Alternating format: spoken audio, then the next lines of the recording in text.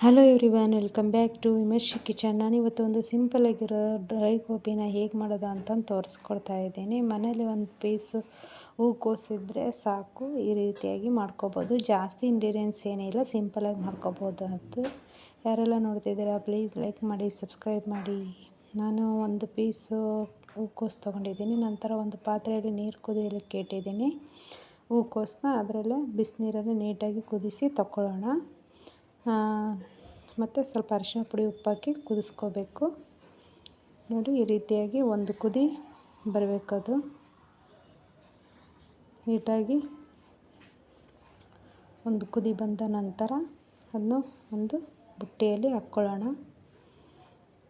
ಆ ಬುಟ್ಟಿಗೆ ನಾನು 1 ಚಮಚ ಕಾರ್ನ್ಫ್ಲೋರ್ ಹಿಟ್ಟು, 1 ಚಮಚ ಮೈದಾ ಹಿಟ್ಟು ಮತ್ತು 1 ಚಮಚ ಅಕ್ಕಿ ಹಿಟ್ಟು,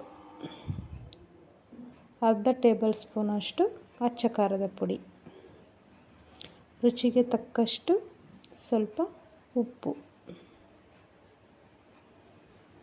ನಂತರ ಸ್ವಲ್ಪ ಸೋಯಾ ಸ್ವಲ್ಪ ಗರಂ ಮಸಾಲ ಅಷ್ಟೇ. ಇದಕ್ಕೆ ನಾನು ಜಾಸ್ತಿ ಏನೂ ಶುಂಠಿ ಬೆಳ್ಳುಳ್ಳಿ ಪೇಸ್ಟ್ ಯಾವುದನ್ನು ಕೂಡ ಆ್ಯಡ್ ಮಾಡ್ತಾಯಿಲ್ಲ. ಇಷ್ಟೇ ಸಿಂಪಲಾಗಿ ಮಾಡ್ಕೋಬೋದು.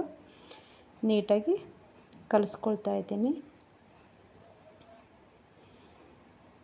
ಸ್ವಲ್ಪನೇ ನೀರು ಹಾಕ್ಕೊಂಡು ಕಲಿಸ್ಕೋಬೇಕು. ಅದರಲ್ಲಿ ಕಲಿಸ್ಕೊತ ಗೊತ್ತಾಗುತ್ತೆ ಯಾವ ರೀತಿ ಕಲಿಸ್ಕೋಬೇಕು ಅಂತ. ತೀರಾ ತೆಳ್ಳಗೆ ಮಾಡ್ಕೋಬಾರ್ದು. ಅದಕ್ಕೋಸ್ಕರ ಈ ರೀತಿಯಾಗಿ ಕಲಿಸ್ಕೊಳ್ತಾ ಇದ್ದೀನಿ ನಾನು. ನೋಡಿ, ಈ ರೀತಿಯಾಗಿ ಆಗಿದೆ. ಎಣ್ಣೆ ಕಾಯಲಿಕ್ಕೆ ಇಟ್ಟಿದ್ದೀನಿ. ಸ್ವಲ್ಪ ಎಣ್ಣೆ ಹಾಕಿ ಕಾದಿದೆ ಎಣ್ಣೆ. ಈಗ ಒಂದೊಂದೇ ಹಂಗೆ ಬಿಡಿ ಬಿಡಿಯಾಗಿ ಈ ಗೋಬಿನ ಬಿಟ್ಕೊಳ್ಳೋಣ.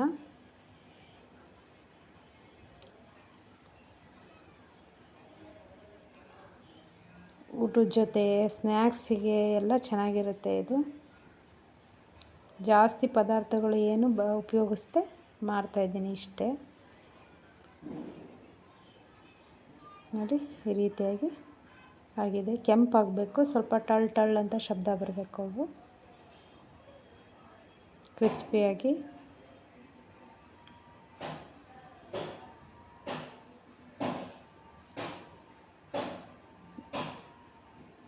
ನೀವು ಇನ್ನೂ ಸ್ವಲ್ಪ ಹಿಟ್ಟು ಹಾಕ್ಕೊಂಡ್ರೆ ಅದಕ್ಕೆಲ್ಲ ಮೆತ್ಕೊಳ್ಳುತ್ತೆ. ನಾನು ಸಾಕು ಇಷ್ಟೇ ಅಂತ ಇಷ್ಟೇ ಹಾಕಿದ್ದೀನಿ. ನೋಡಿ, ಈ ರೀತಿಯಾಗಿ ಆಗಿದೆ. ತುಂಬ ಚೆನ್ನಾಗಿ ಕೂಡ ಕಾಣ್ತಾ ಇದೆ ನೋಡಿ. ಲಾಸ್ಟಲ್ಲಿ ಕರಿಬೇವು ಹಾಕಿ ಈ ರೀತಿ ಕರ್ಕೊಂಬಿಟ್ರೆ ಆಗೋಯಿತು ನೋಡಿ. ರೆಡಿ ಆಯಿತು ಡ್ರೈ ಗೋಬಿ.